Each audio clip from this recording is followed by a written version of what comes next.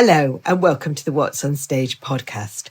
I'm here with Anoushka Lucas, who is starring at the Almeida Theatre in UNESCO's Rhinoceros, a comedy for our time, I think we should say, about a society where everybody suddenly believes that they are rhinoceroses. It's not often performed, and it's been thrilling to see it and thrilling to see you, Anoushka, thank you.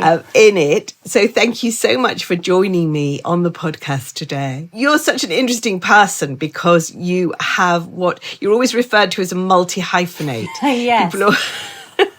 People always say, oh, well, you know, she sings, she's a musician, she writes plays, she writes musicals. And here you are starring in a revival of a play that's not often done and very much a straight acting role.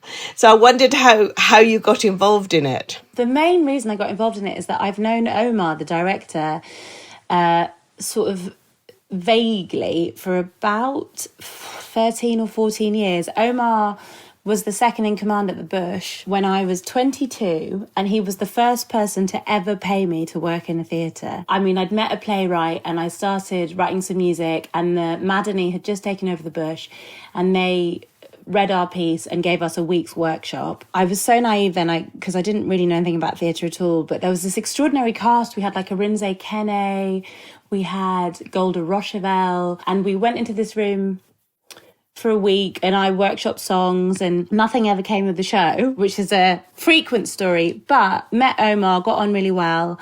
And then, you know, went to see his work at the Bush, saw Misty 8 years ago and thought it was one of the greatest things I'd ever seen at the theatre. And we workshopped a couple of things together, but it never quite came together.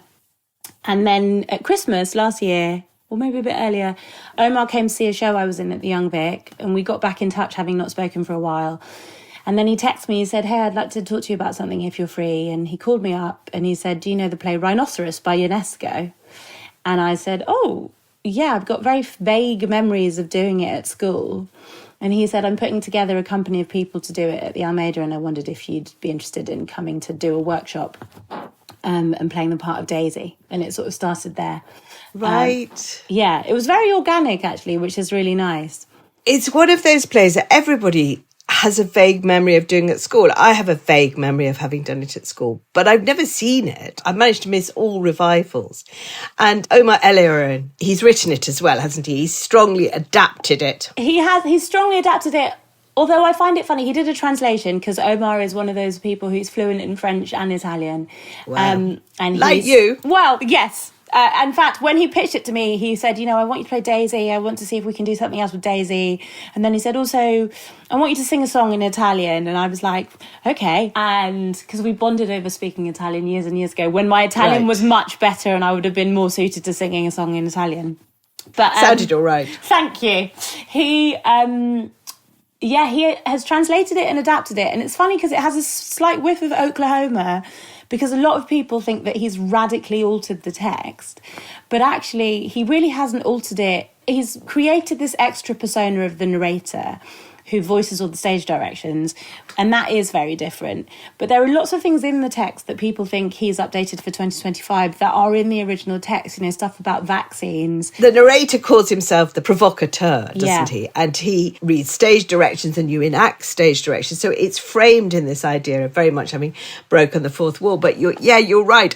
When I got home, having seen the show, I scurried off to read the original and see how much he changed it. And I was surprised how much of it is absolutely as it was written. What attracts you about the play? What do you like about doing it? Because obviously it does feel there are little hints of remarks about tech barons and people wanting to go to Mars and so on. But the thing that makes it seem so real and so pertinent for today is simply this idea that it's about conformity. It's about a society that feels it has to change and feels it all has to behave the same way. And in this case, it is all to become rhinoceroses. Yes. But obviously, he wrote it in the context of the rise of fascism. And so it's from his time to our time. Well, It's funny because I think when you're in a play or as an actor, your motivation for doing something is maybe different to the motivation that somebody has for booking a ticket to go and see a show. Even though I know I would absolutely book a ticket to come and see this show. But I think, if I'm really honest, the reason I wanted to do it was partly that I've admired Omar's work for so long and I was like, I want to work with Omar. Partly that it was an absurdist piece of theatre. And I think because I didn't train and I came to acting very late, and also because I didn't, I've never received a British education. So I went to French school and then I did languages at university. So a lot of my, although this doesn't quite fall into it, but a lot of my choices are based on just trying to educate myself on the canon and what's going on. And also he talked about the fact that we were going to use a lot of physical comedy, and a lot of the people in the room, in the rehearsal room, had been to Lecoq. Those were all the things that attracted me first, because I just am constantly drawn to new things. And I think, you know, people call me a multi-hyphenate, but I sort of think myself as a jack of all trade, master of none. Right. And as soon as I feel like I've sort of, you know, I'd just done a musical and I've done musicals before, and I sort of was like, okay, I think I sort of know how to do a musical. And then someone's like, do you want to come and do a piece of French absurdist theatre at the Almeida? And I'm like, I definitely don't know how to do that. So yes. But then in terms of the content, I think the genius of Omar's direction, as you say, is that it would be very easy to make this piece purely about the rise of fascism, which was relevant in 1956 and is sadly very relevant in 2025. But it's a vaster subject than whatever political regime it's pointing a finger at. And I think it's a play about belonging, and it's a play about, you know, in order to survive in society, you have to be in a gang. And if you're on your own away from the gang, something bad will happen. But what if you don't agree with the gang? And what if the gang are a bit nasty? And I think any group, you know, you look at social media, but I think, you know, I'm happy to announce that I'm fundamentally a left-wing person. I find elements of the hard left as terrifyingly dictatorial as the hard right. And I think, and even away from politics, I think there can be this, as soon as you've got a group of people, a hegemony deciding what's going on, it's inevitably going to miss certain nuances and sort of human flavours that you can only really experience if you stay fully on your own. But if you stay fully on your own, you might die. It's sort of the message of the play. Yeah, and I think that is what's extraordinary about watching it, that it is incredibly funny. The way that you do it is very funny, and it does have a sense of joy in how the company of actors all play many parts. You've all got slightly mad hair, you know, that there's kazoos come into it. And there is this sense of absurdist comedy, but as it goes on, it does darken. And so the outsider, the man who stands against it, it becomes quite upsetting, really, what it costs you to say, no, I don't believe this. I had a friend in last night who texted me at the interval and said, oh my God, it's so funny. And I always think it's happened a couple of times, and I think, it's funny at the interval, it's not funny at the end, which I think is part of the genius of Omar's direction, but also the genius of the play in itself. You know, we wear these sort of semi-lab coats in it, and we've built this construct that's quite loose, but that makes sense to us in the company. But we talked a lot about, like, the Stamford experiment in rehearsals. And are we a troupe of actors? You know, there's one way to look at it where we're all a troupe of actors putting on a play, and Chopin is the only person who's never done that play before and has been roped in to play Béranger. Or are we a team of sort of psychologists and scientists doing an experiment about conformity, and Chopin is the victim of that experiment? And I think what I find fascinating about doing the play is that it's entirely about conformity and rule following, and there's a lot of audience interaction. And as the play darkens, the audience interaction goes up. And between the kazoo playing that's heavily disturbing the lead character and sometimes my character Daisy, and then there's a clap very late in the show that ends up being a slap, which I always find really disturbing to perform, because the audience does this fun sort of clap choreography, and then at the end of it I get slapped, and then because I get slapped they all laugh, but Omar was like, oh, I want you to act as though you've really been slapped. So I have this sort of odd dissonant experience where I feel like I've been slapped and 300 people are laughing because it was a fun game. And then as it goes on, you know, when we were rehearsing it, we didn't know what the audience response was going to be. And because we're inside it, and because we've talked through the psychology of it, we're like, oh, well, they'll probably stop joining in at a certain point. Yes. And without fail, every evening, they never stop joining in. And you'll look out, particularly we have a sort of a double ending. And the first ending, you'll normally look out and you'll see 5 or 6 people, or maybe, you know, 10 people out of 300 not engaging and looking a little bit disturbed. And you'll see 290 people continuing to enact the play because it's fun. And you want to say, you know, the fun thing that you're doing is the thing that's causing the people on stage psychological harm. But so I just think it's such a clever device that Omar has brought into it. Yes, it is unbelievably clever. And Chope Tiramisu is just amazing as the person standing outside. I've discussed on this podcast my obsession with him. I just love him as an actor. He's really wonderful. And he's really... the company has been one of the great joys of this job. You know, I think a lot of what attracted me was types of theatre that I'm not used to and types of acting. And actually in the room we've got so many people with different, you know, you go to a barbecue and you say, what do you do? And you say, oh, I'm an actor. But actually the reality is there are so many different ways to be an actor. And there's people in the room who, you know, specialise in physical comedy or sort of physical storytelling, and then there's people who have more screen experience than stage experience, and then I've done a whole ton of musicals, and you bring all these people together and we create something that uses everybody's skill set. And I've been so impressed with I mean, Chope is amazing, but so is everybody else in the company. So is everybody else. And it's really like, strong company. Yeah. But he has this horrible arc, really, because it's a show that sort of lingers in your body. My roommate Sophie Steer and I were talking about it, about how we were both feeling a bit icky about 6 or 7 days in. I was like, I don't know what's wrong, I'm just grumpy. And then we were like, is it because, you know, we play the puppet masters and so we never quite get any resolution from it because you stay a puppet master until the end. But Chope sort of falls apart by the end of the play, and I think his performance and his managing of that is extraordinary. It is extraordinary. I'll do my odd tangent about the Stamford experiment. Go on. Exciting. Just to fling it in. It's a podcast, so you can go on tangents. The Stamford experiment obviously is an experiment done in an American university where students put into prison conditions, and some are told to be prisoners and some are to be guards, and they both adopt the behaviour. That's essentially of their assigned role. So there is something very theatrical about the Stamford experiment. There was a Polish artist whose name I cannot remember, which is bad, but he recreated the Stamford experiment to put it on film at the Venice Biennale, and it was going to be a piece with Polish actors doing it. And what is extraordinary is that in his version of the Stamford experiment, the Poles who had spent years having to fight back against oppression refused to adopt the role of the guards. I love that. So the experiment falls apart because the Polish actors they are actors, not students, but they will not play the guard.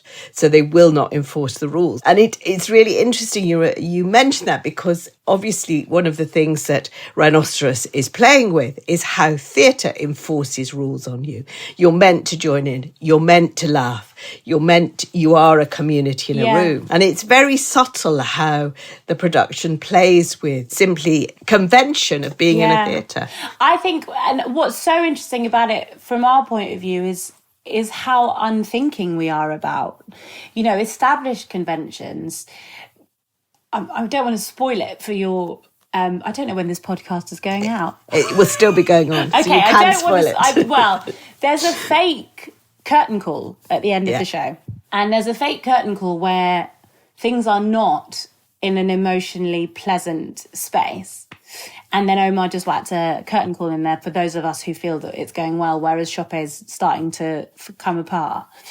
And what has been extraordinary is in rehearsals, we were sure that nobody would clap because it's so horrible. And we came out on the first preview and we all line up and the person in the middle leads the bow, and then we point to the DSM in the gods, and then we bow again, and then we leave. And the room erupted into applause, even though somebody was still acting on stage. And then Omar was like, oh, okay, well, why don't, you're all smiling because and that's us following convention as well. You do sort of often come out and give a sort of reassuring smile to the audience, like, don't worry, we were pretending. And he said, so stop smiling. And then we were like, oh, maybe that will stop it.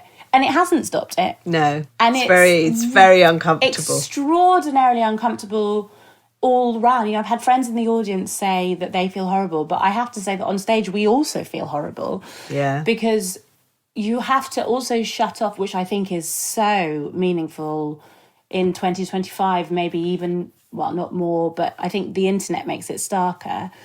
You have to shut off your awareness of the person in distress in order to engage with clapping, smiling, and being like happy that it's over. And I think it's so similar to what we're all doing. I'm completely addicted to Instagram, and I'll just spend my whole time scrolling and see, videos of awful things happening all around the world, and then close my phone and talk to my partner about what we should have for dinner. And you don't, this capacity that we have to shut off reality. Yeah. But that's not, I think what's amazing about being an actor is you're so in your body. And, your brain shuts off reality, but your body does not shut off reality. And so I think what's amazing is that we bow, everybody claps, but everybody feels something is wrong. Right. But they do it anyway. And it's really fascinating. I wonder what would have happened in Poland. I wonder what would happen with an audience that are used to resistance. Yes. So it is an interesting gloss on it. I think what you say is so true, and maybe a conversation for another time. But I grew up in a bilingual household, and Omar obviously is trilingual, and I've lived abroad. And I think what you say is so true, that as particularly in England and also America, we have a tendency to think that there is an objective reality. One of my favourite lines in the play is I say, there is no absolute right. The world is right, not you nor me. But I think absolutism often exists in the West, and we think, oh, well, this is how the play is and this is how it's received. And actually what I grew up with by living between two cultures is, cultural differences run incredibly deep in the way that we express ourselves and the way that we experience reality. I remember the first time I went to the theatre in Russia and everybody claps in unison. Yes. And if you clap on the offbeat, everybody turns, because I was 19 and an idiot, and my friend and I thought it would be funny to try and clap on the offbeat compared to 500 people in the theatre, and the looks we got from the people, because it was incredibly disrespectful to clap individually. Yeah. All that stuff is so interesting. So interesting. Yeah, it is. I mean, it is amazing. And I do think that it feeds in. I think one of the things I like about your career is that you have just always taken on work that challenges the easy way of looking at something. And that was certainly true with Oklahoma, which is when we first met. Do you remember? Yes, I do. You interviewed the three of us. I remembered. Yeah, that was a lovely interview. We didn't really know. I think the show wasn't fully open yet, so we didn't quite know what we were doing. Yeah, so it was Arthur Darvill and Patrick Vale. And then I also managed to interview Daniel Fish, who had said he wouldn't talk to me. Wow, congratulations. Yeah, no. A huge achievement. Quite impressed with that. But I mean, obviously that Oklahoma, again, took a view of something that can be seen as a conformist celebration of the American pioneer spirit. Yeah. And asked questions about its darker nature, about the way it was a society based on the gun, about the role of women within that society. And so it made Laurie, who's not just a kind of feel-good character, but she was genuinely torn between the shut. Yeah. Trapped in this terrible love triangle, and you sort of, as I personally wished that she had a third option, I was like, between these two men, maybe you could go to the next town and start a business. Yes. Now she does. Oh, if only. I mean, how was that? How was doing that Oklahoma? Because that was the thing I think that brought you to sort of wide prominence. Yeah, it did. It changed my life, that show. I always say I technically started acting in 2016 because that was my first job and I was in Jesus Christ Superstar. But then I personally always think that I started acting in 2019 because that was the first time I was in a play when I spoke rather than just sang through. But Oklahoma, and then I feel quite lucky that I had this incubation period. Until 2022, I guess, when Oklahoma was first on. But that did radically alter things. Oklahoma was amazing and quite hard to sum up in 2 minutes. But going back to what you said originally, I think it's not so much about taking a different view as I'm just really interested in... I think as soon as we get judgment in place or as soon as we think that we know something... and this is also what interests me in music and in life, we start to sort of lose sight of what something actually is. And I think I'm just really drawn to stuff that goes, no, let's just sit here for a minute and pull every element of it apart and let's remove judgment. Because I think also if we have judgment, which is what theatre is amazing for and storytelling is amazing for, is that you empathise with Judd, who... is, a sort of early form incel, maybe. Yeah. But he's also, as adolescence has just proved, there is a shutdown of empathy when we deal with people who do bad things, which isn't helpful, really, because you sort of need to figure out what's going on. And I think Oklahoma was really difficult to put together. I found it really challenging. I felt really out of my depth in rehearsals. And then when we went on the first time, I don't think I've ever experienced... Rhinoceros had a slight similarity that we didn't really know what the show was until we opened. But I think I'll always remember the first preview of Oklahoma at the Young Vic, and the rehearsal period had been painful. I also tore a ligament the first week, so I was on crutches for most of the time. And we opened, and it was just this electric response that I think you probably, I've only been going 10 years, but I think you probably don't get that sort of response that often in a theatre career, where we were like, oh my God, what have we just done to these people in this room?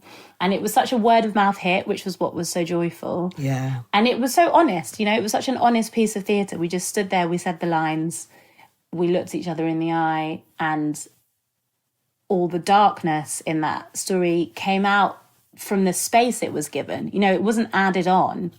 It's just that it's usually pasted over. So yeah, that was amazing. And then we did 9 months in the West End, which was a lesson in endurance more than anything else. Yes. But it did mean lots and lots of people saw it and did open it up to a much wider audience. I mean, I originally saw it on Broadway, and that was a very interesting experience to see it with a Broadway audience and an American audience expecting to see Oklahoma. And I think one of the things that it really proved, and which I loved it for, was that Alex and I have talked about how musicals actually do have a capacity to release incredibly deep emotion, but also incredibly complex thought as well. I fully agree. Not all musicals, but the good ones. Yeah, I think, exactly. I think what Daniel Fish did with that was sort of break the back of something that needed breaking, which was, I think there's always been, a part of why I have such a varied career is I came in through the door in musicals, and I quite quickly was like, I don't think that my creativity will be satisfied if I stick to musicals, because 90% of them are done like museum pieces. Right. Or you do new ones, some of which are good and some of which are slightly less good, but you have less control. And because I want to learn things and because I want to be around creative people, I was drawn to trying to push through the door of straight theatre, where there's a lot more freedom with the text. And I think what Daniel did, which I think has, shifted the dial, was go, no, we can be creative with pre-existing musicals. We can interrogate the script in the same way that you would interrogate, an Ibsen or a Chekhov or a Shakespeare. And you can interrogate the songs. And if they are, Rodgers and Hammerstein, for example, or learner in Low, like they will stand up to reinvestigation because they are incredibly complex, clever pieces of work. And that I find really exciting. And you also did A Face in the Crowd, which is a I more did. recent musical, which again is pushing what musicals can do. Yeah. And asking quite deep questions of how we respond to things being sold to us. Essentially, isn't it's it, quite that? related weirdly to, like, I suppose it's funny, like it's funny when you get interviewed, you sometimes hear your career from another person's mind, and you're like, oh right, I guess there is that through line. Actually, I am interested in what's going on in all sorts of groupthink and herd mentality. And I'm also, Face in the Crowd was so much fun because it was essentially a deconstruction of charisma, which I just find absolutely fascinating, because I think, probably because I'm an actor and I'm surrounded by actors, and, you know, we're all chasing or trying to embody presence. So you spend a lot of time thinking about what presence is, and then sometimes you meet people with enormous presence and there's a huge darkness to what's going on. And I think Ramin embodied that so beautifully. Yeah, so he's a prisoner. Yeah, he's a prisoner, and I played a radio producer stuck in the sticks who hadn't made it big in New York, and she found this sort of incredibly charismatic prisoner in a jail cell and put him on the radio, and he blew up and became incredibly famous. And then they go on TV, and then he becomes sort of a nightmare, and she has to decide whether, and he, you know, starts going on political rampages, which has some pretty obvious analogies. But again, the thing that's fascinating about that is it's based on a movie that was written in the 50s. Yes. So you think, you know, people were like, oh, it's just about this. And I was like, well, I don't think it is, because it was written 75 years ago originally. And I think what's funny about doing Rhinoceros and doing A Face in the Crowd and doing Oklahoma, all of which really were written in the 40s and 50s, so maybe that's my speciality, is that you realise everything is sort of cyclical, and all these things that we think are unique to our society at this moment in time, it's like, you know, watching Julius Caesar, you're like, oh, right, okay, it's just always been human nature that you sort of, the political minefield of building people up and then letting their egos loose hasn't really changed in the last 30,000 years. And the 50s is interesting because it is the other time, I think, that people were facing this sense of existential danger. Yeah. I mean, climate change to some extent for our time, but in the 50s, the possibility of nuclear annihilation, my parents used to talk about that, was so present. Yeah. And the sense that you were living under a shadow. So I think it's very telling that people have gone back to the works of the 50s, because you'd had the war and the sense of fascism and the danger of that. But also you were entering another period before you actually emerge into the sunlit 60s of feeling really under threat. And it is a really, I think it's interesting that plays from that period are being revived. Yeah, it's really fascinating. And also musicals explode in periods of enormous emotional uncertainty. And I think also, I'm going to sound very geeky, but I did Italian at university, and I remember doing a module on Fellini and, you know, the sort of surrealist film of the 50s as well, and the 60s. And this idea that when things become sort of existentially devastating, you cannot just have a lone 3 characters talking on stage enacting reality, because reality is A, unbearable, and B, we don't really know what reality is. So you need to go through this door into either a musical landscape where everybody's singing and dancing and jumping, or into surrealism and absurdism, because you can't really just do, you know, nobody wants a plodding drama. When the world is on fire. You want, and also I think we can't look things directly in the eye, so you have to come in Sideways.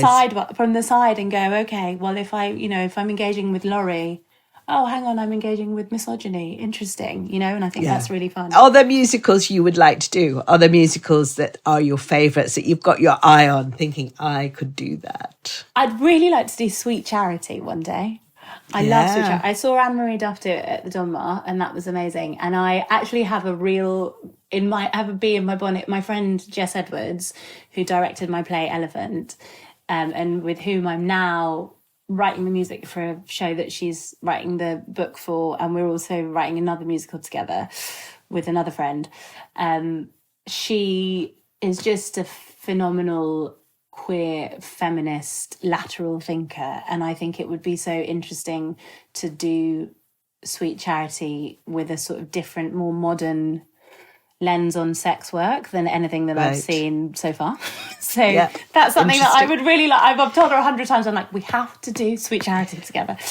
And can you say what the musical that you're working on? Yeah, so we've got two. The first one is my friend Jess Butcher, who wrote a show called Sparks that I wrote the music for years ago. We did Sparks for quite a long time because it was one of those sort of fringy hits, so you end up repeating it a lot. So we did it at Vault Festival, then we did it at the Edinburgh Festival, then we did a tour, then it was on Radio 4. So at the end of 3 years we were still doing this play, and we were very proud of it, but we were quite bored of it by that point.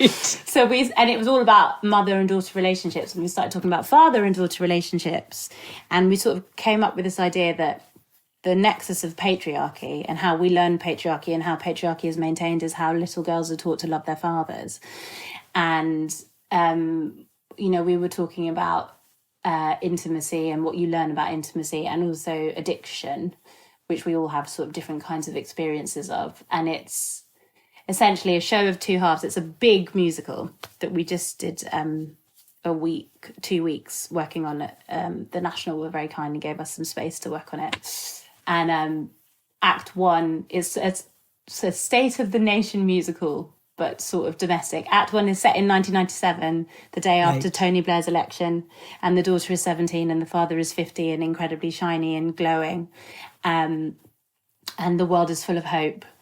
But he definitely has an alcoholic problem that is not quite being acknowledged. And XYZ things happen, and across the whole of Act 1 you're like, I don't think this shiny family is as shiny as they think they are.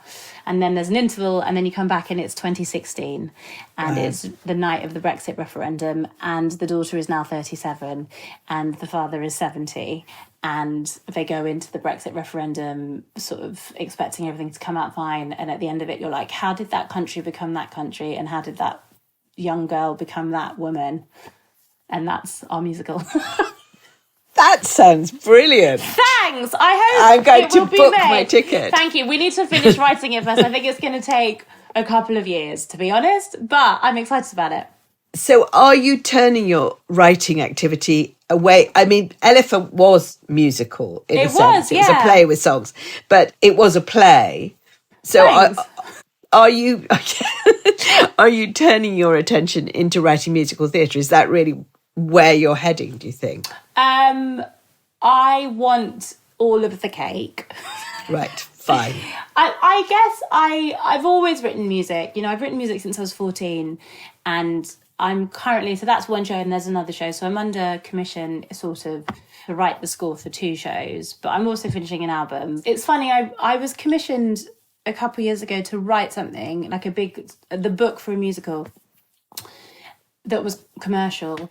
And I had a really bad time trying to do it, partly because the deadlines were so tight, and then partly because the notes were so thorough. And I was like, I don't want to swear on your podcast, but I was like, leave me alone. Yeah. That's not what I want to write. And I realised what a sort of megalomaniac creative I am. But I came out of that and was like, oh, I think I'm so instinctive. And so I hope that in 50 years I'll, will have written the score for a few shows, been in a lot of plays, and written, I don't know if I'll write another play or write a book, but it will have to be something that I have to write about. And that I was so lucky with Elephant, because the Bush commissioned me and then essentially left me alone for a year. Yeah. And I incubated this really weird piece. And I also was so lucky because I had, which is rare for first-time writers, I had the faith of the building that had commissioned me. And so I brought them like very weird bits that were clearly unrelated. And rather than them go, you obviously don't know how to write a play, you've lost your mind, they always went, oh, this is quite interesting and that's quite interesting, and why don't you do a bit more? And I guess I crave freedom in terms of what I make, you know. And so because I like the instincts I have as an actor, I really guess I just make things to understand things. And in order to understand something, sometimes you have to write 100 pages and be like, oh. I think it's really encouraging in a way that you are finding a way to make the career you want, because I have the sense I have watched most of your career, have seen it come through. Thank you. And how funny. And I realised that this morning, that I had seen everything. Oh my broadly. God, that's amazing. Yeah. So I always felt at the start that because you were pulled in different directions, you know, you'd done the album, you had a sense of always singing, and, you know, Mary Magdalene and Jesus Christ Superstar, and then Oklahoma, and then gradually going into, in inverted commas, straight theatre as well. And wanting to carry on writing, it's quite hard to do all that. And the fact that you are managing to find a way forward feels really encouraging, and that you are being allowed to develop. I don't know how it's happened. Some of it, I mean, this sounds incredibly stupid, but some of it is really just obstinacy, is that the word? Like I am so unhappy in environments where I feel I am being boxed in, which also is, you know, I got told I had ADHD when I was 34, and I was like, oh yeah, that makes sense. You know, and I'm not somebody, I've never really been any good at, you know, I really silly things, like when I worked in retail and I would get a uniform, I didn't understand why I had to wear the uniform instead of wearing my own clothes, because I'd be like, well, I can still sell the clothes, but this isn't comfortable. And I think it's that. But I do also think that I've benefited from two things, and one is by coming up slowly, because I've come up, you know, I'm 37, and I left university at 21 and was like, I want to be a singer. And then everything that's happened since has been sort of accidental, but all to do with people taking an interest in me and nurturing me, you know, and starting with Che Walker, and then Jess Edwards and Jess Butcher, and then Lynette Linton and Daniel Bailey, and then, you know, in a way, I guess, Daniel Fish.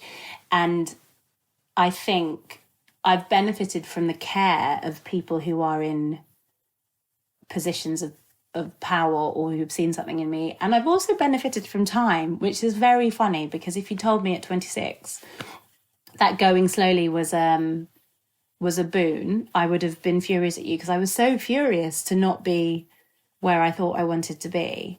But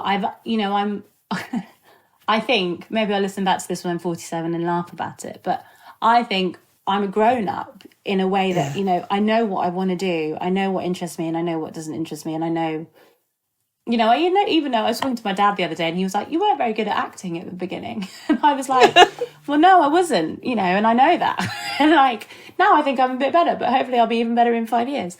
And I think I'm really lucky to have gone slowly, which you know, it's such a exercise in tenacity, any type of creative endeavor.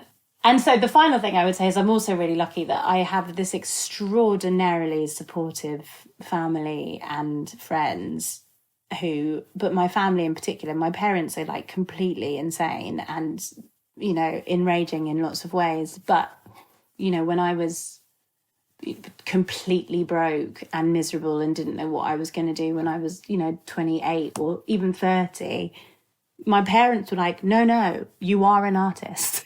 Yeah. And the amount of people I know whose parents were like, when are you going to get a proper job? And, you know, you can't live like this. And I feel like it is such a privilege to have a support network that starts with your parents and extends to, you know, friends, siblings, people I've dated, most of whom, not all of whom, but most of whom have been like, stick at it. And that, I think, is really, it's really, I wouldn't say like under-marketed when we talk to young people about pursuing a creative job. You know, we tell them, you know, you got to do this, you got to do that, and then stick at it on your own. It's a bit like Rhinoceros, as though you're going to achieve great things on your own. The reality is everyone I know who's built a career that is sustainable has a massive network of people around them you know, saying keep going, or feeding them when they're not making any money, or, you know, being like, oh, I know you're not really working, so why don't you come and do an R&D with me for 5 days? Or do you know what I mean? And I think community is so central to being a creative person. Yeah, and I think and that belief in other people is so important at a time when it's got harder and harder to have that really belief. hard. And I feel also, you know, and I also think luck. I'm really lucky, and I've had a couple young people. I've started mentoring people, which I really love doing because I really love people, and especially like ambitious, creative young people.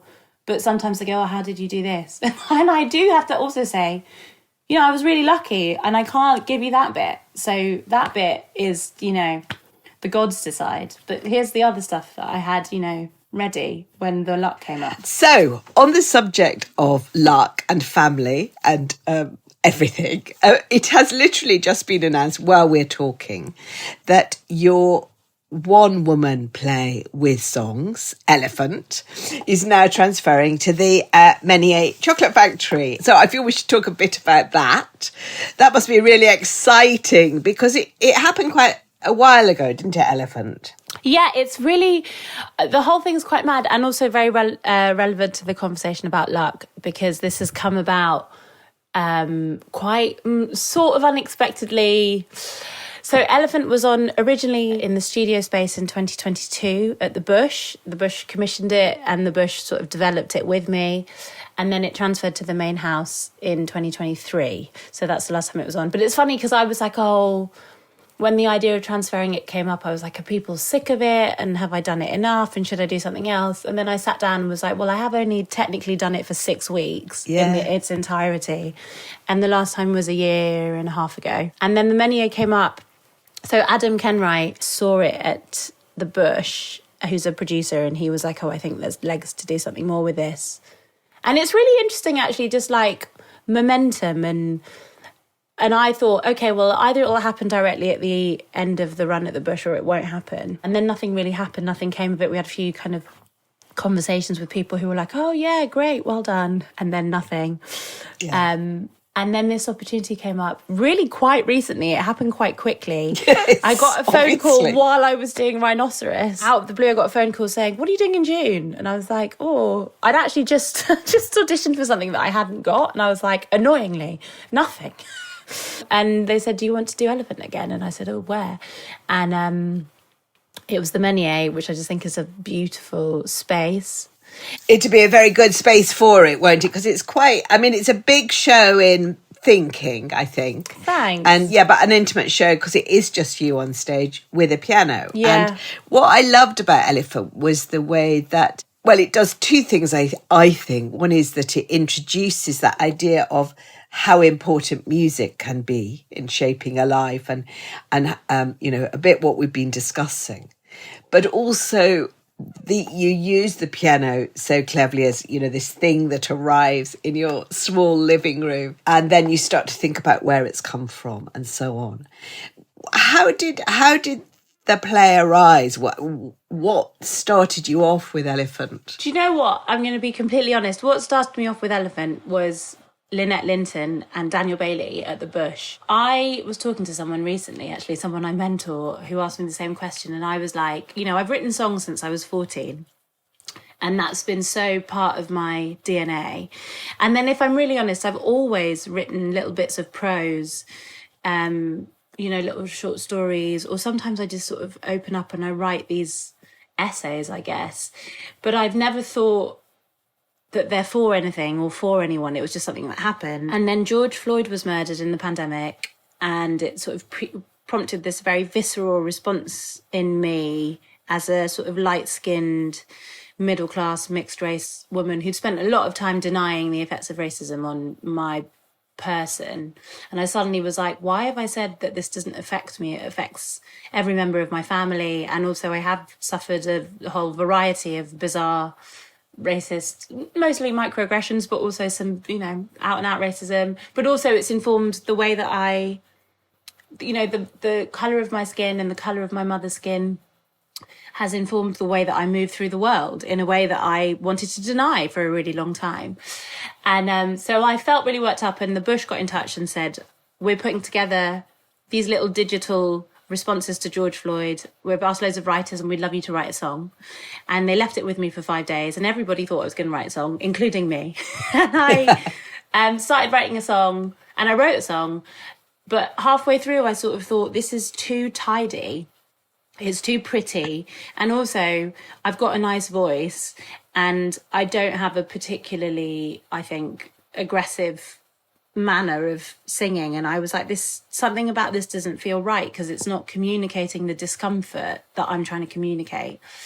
And so I ended up writing a speech to go with the song, and I ran it past Lynette and Daniel, and I said, I've done this weird thing. Do you want it? And they said, yes, we want it.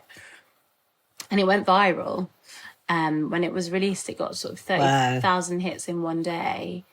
Not viral, but theatre viral. Yeah, that's good. And then they said, listen, this has really hit a nerve. Do you want to write a play? It was lockdown 1 and all the theatres were closed and I had no income as far as I could see. And I even think it might have been before Rishi Sunak made the scheme where freelancers got some. So I had no money and they said, we'll pay you, a few grand to write a play. And I was like, well, okay. And then I sat down and started writing a play. And then the first part of it came out so organically. All the stuff about my family just poured out of me. I wrote lots that's not in there. I wrote about an uncle who didn't make the cut. He's very upset about it. And I sort of wrote my memories. And a bit like writing a song, I didn't try and, you don't have to make things make sense until they have to make sense. Do you know what I mean? And then that brought out me and I thought, this is going to be really easy. And then I tried to write the rest of it and it was unbearably difficult and took me 2 years. Well, it was brilliant. I mean, I did think it was brilliant and original when it came out. And I'm really glad it's getting a bigger life. It's on at the Menier from the 22nd of May to the 28th of June. Yes, thank you. So everybody can rush a book to use. But it seemed to me it's such an interesting play because it is about so many things of, being a woman in the music business. Industry. Yeah, being in a mixed race family. And as I say, what the piano represents, which you kind of, you know that it's ivory keys and all the rest of it, but it's rarely talked about. And it seemed a clever way to me of talking about colonialism and racism and all those things. Well, I felt really, I think the piano and I are united because we both sort of present as and are accepted as European objects or people. And, I feel very European. I actually probably feel more European than British, but, I feel like a European person. And yet actually when you dig into the roots of where I came from, I've got one grandma from India and one granddad from Cameroon and they came over for different reasons linked to colonialism and then racism has sort of trickled through and you look at the piano and you think, well, okay, this is a European object that was invented in the 18th century, that, Bach played and Beethoven played. And then you go, but wait, where did the wood come from? And where did the keys come from? And there was a whole other section about where did the metal come from? And it's all ties into global industry, but also colonialism and what Europe has done to other lands in order to mine the good of those other lands and bring it over here. So I think... And I'm also really proud of it because I love the piano. Yes. I love my piano, but I love all pianos. And I think what I wanted to say with the show was sort of not look at this awful thing, we should all be ashamed of ourselves. More, because as much as I've got a Cameroonian and Indian grandparents, I've also got English and French grandparents. And I am a mixture of both those things, as the piano is. But more, we don't have to erase the darkness and the pain and the violence that is in our history in order to paint ourselves in a positive light. We can say, we are human beings. And so that means that some of us is really great and some of us is really quite crap. And actually both those things are true. And it's not bad. It's not scary. And I think, we're living in a time now as well where things are so polarized. And I think any time that you want to present anything as perfect and clean and wonderful, something tricksy is going to be happening somewhere else in that space where you're erasing something that I think we have to be really mindful of. Well, I'm really glad it's getting, as I say, a longer life. And I do feel that. Plus, it's got amazing songs. And you sitting We're at the piano actually playing. writing one more song for it, I think, as well. Excellent. So there'll be more music. More music. It keeps the sort of pachydermic theme of the podcast going. So we've done Rhinoceros. Yeah, I've had a lot of elephant. jokes about that. I don't know what I'm going to do next. Someone suggested I should do cats. Goodbye to people line thing. It's the perfect way to go. Exactly. But in the meantime, Anoushka, thank you so much for coming on the What's on Stage podcast and talking to us. It's been a great pleasure. Thank you so much. It's been lovely.